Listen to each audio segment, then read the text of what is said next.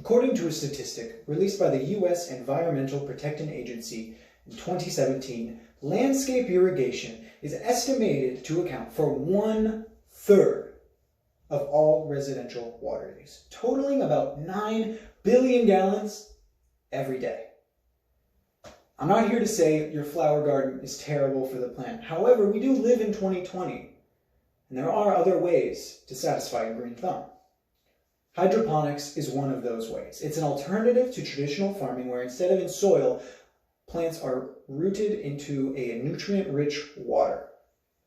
First, I'll describe the process of growing a plant in a water medium. Next, I'll explain the differences between hydroponics and traditional methods. And last, you will see that hydroponics does not take the fun out of farming at all. If anything, it gives you more opportunity for exploration and development. But how would a seed even sprout in water in the first place? Starting the process is surprisingly easy. Seeds are planted into soil for about a month until they reach approximately 3 inches tall, where they can be transplanted into what is called the growing medium. Now, some plants are not really eligible for hydroponics at all. Most root-bearing produce like carrots or potatoes, they would be in the water and would likely grow moldy, just not great for the ideal setup. So a growing medium is actually what is holding the plant and the roots in the water. Usually it's stored directly above the water or in it.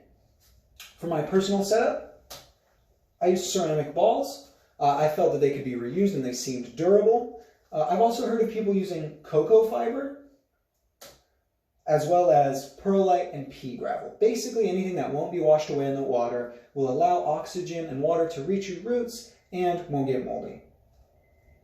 However, a growing medium is only as good as the water it's in. Without nutrient-rich water, there's little benefit to performing hydroponics. Either fertilizer or organisms can be added into the water to increase this. If you're keeping track, we have our soil and we have our water. So what are we missing to grow a plant? It's our lights. And lights are a big part of why hydroponics can produce at such a high rate. These plants could be under the light 24/7, meaning they're basically constantly in the sun, doubling their production. Right there, that's one way. However, it's not required, and some hydroponic setups are in greenhouses to reduce maintenance costs. So what are the drawbacks? High initial cost, high maintenance cost. For me to convert my fish tank into a hydroponic setup, in total, including everything I got for the fish tank, was about $150, which is not cheap for a personal sized one. And likely a professionally done one throughout a whole greenhouse would be in the millions. So with a large setup and maintenance cost, hydroponics clearly have their share of drawbacks. However, they have many benefits as well. With far better outputs, hydroponic can match its high maintenance cost just by its production. According to an experiment by the International Journal of Environmental Research and Public Health, hydroponics are capable of multiplying production up to 11 times on average. However, according to the same experiment, they can require up to 80 times the amount of power.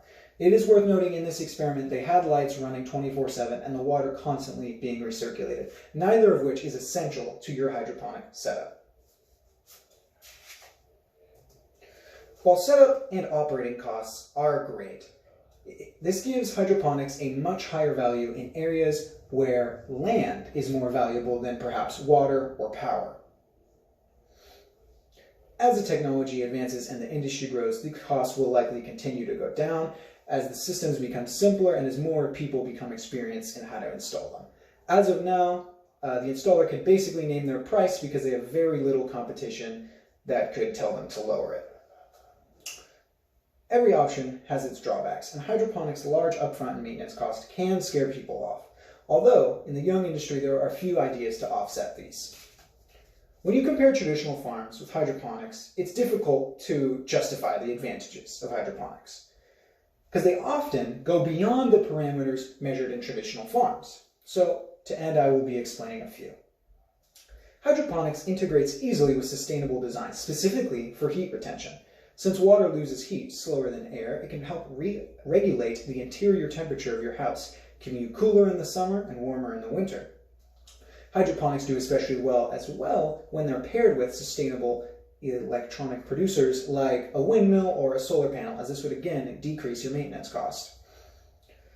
Aquaponics is a development onto hydroponics that adds fish into the water below them. These fish defecate and decompose, leaving nutrients into the water for the plants to pick up. The plants in turn clean the water and sort for the fish, and the cycle continues. In an experiment performed by the International Society for Horticulture Science in 2010, over 3 weeks, the average weights were taken from 2 batches of lettuce crops, one in hydroponics and one in aquaponics. The one in aquaponics having a slightly higher average weight. However, as more research is done, it is hard to tell whether the cost of adding fish to your setup is worth it, considering you could just add fertilizers whenever your water is low on nutrients. This would be less maintenance, however, it does lose the additional source of food in the fish. While hydroponics seems like something out of a sci-fi movie, it's not our future, but our present. I hope my breakdown helped you realize it's not as scary as one might think. Beginning in soil and transfer to water, you can see all the same passion and care go into it as they do into traditional farming. Hydroponics being able to yield more crop than soil faster and produce less waste, there are benefits beyond the crop as well. It's heat retention and a possible source of protein.